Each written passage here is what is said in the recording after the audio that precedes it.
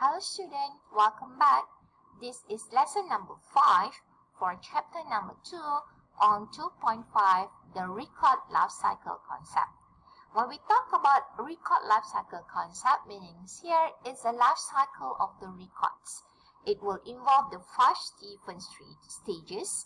Okay, it will begin with the creation itself, continue with the distribution, use, maintenance, and lastly is the disposition. So what will happen in the creation phase? So creation phase is whereby the record are created or received, okay, whether from outside to inside the organization or within the department.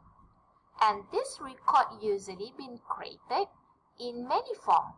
For example, like handwritten, or soft copy, or in the digital form. For example, here, usually the memo between one department to another department, it can be in a handwritten. But from one organization to another organizations, it's better if, let's say, we have a formal letter, typing and print out, and then we send that letter as a hard copy. Can also be sent via email. When we use the emails, it is a form of soft copy. Alright, so the distribution, the creations of the record is the beginning of the cycle of the record itself. After it been created, then it will be distributed. Alright, this is the second phase of the record life cycle. After we create, we need to distribute. So it will, it can be record sent to the external or internal user. Again, external user will be those who are outside of the company, while the internal user will be the persons or the workers within the organization. It can be between the department. Why we need to distribute that records? Because then it can be used. In the organization itself, the record itself be distributed because it's very important to support or to make available for the staff to make decisions. Not only that, it can be also used as a references or in order to answer for the inquiries. Besides that also, the record can be used to defend on the legal reasons and also the requirement. After we have used, definitely we need to store it back or do a filing. That's why we come into the pictures of the maintaining phases.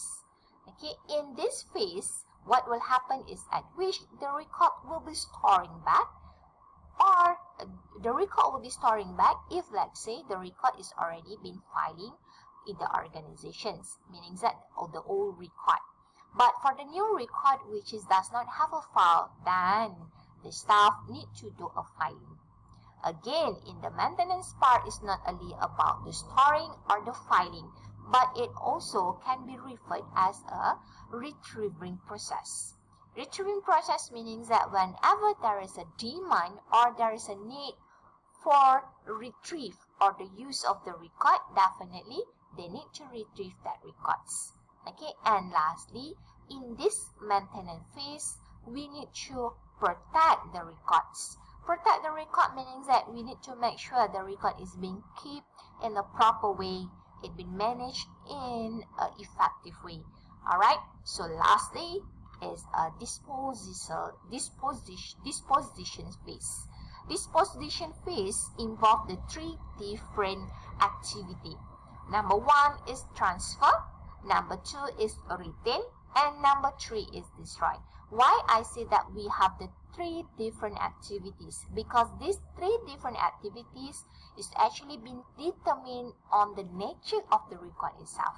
Some of the record which has less frequently used, okay, that will be transferred to the inactive record storage area. From the active record area to the inactive record area. Wow, because they need to waiting for their ultimate disposal. But some of the record, they are transferred from active to inactive storage area, but they cannot be destroyed because they have a value in terms of the legal and also the historical value that requires the organizations to retain for permanently. And lastly is about the destroy. The destroy is at which the record already went through the retention period stated in the procedures, the policy and the procedures of record management. After they have went through that retention period, for example, like 7 years in the organizations as an inactive records, then afterward the record can be destroyed. The reason why the selected record can be destroyed because of the needs and also the needs of the record and also the requirement for keeping the management of the record itself. You can imagine if, like, say, we cannot dispose any record, okay, the company or the organizations will be full with the old records. That's why we need to determine which record we need to retain for permanently and which record we need to destroy after they went through the retention period.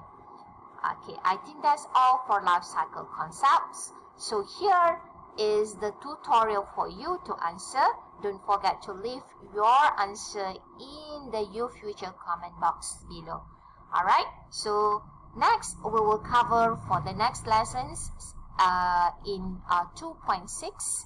Alright, so stay tuned with me. Bye-bye.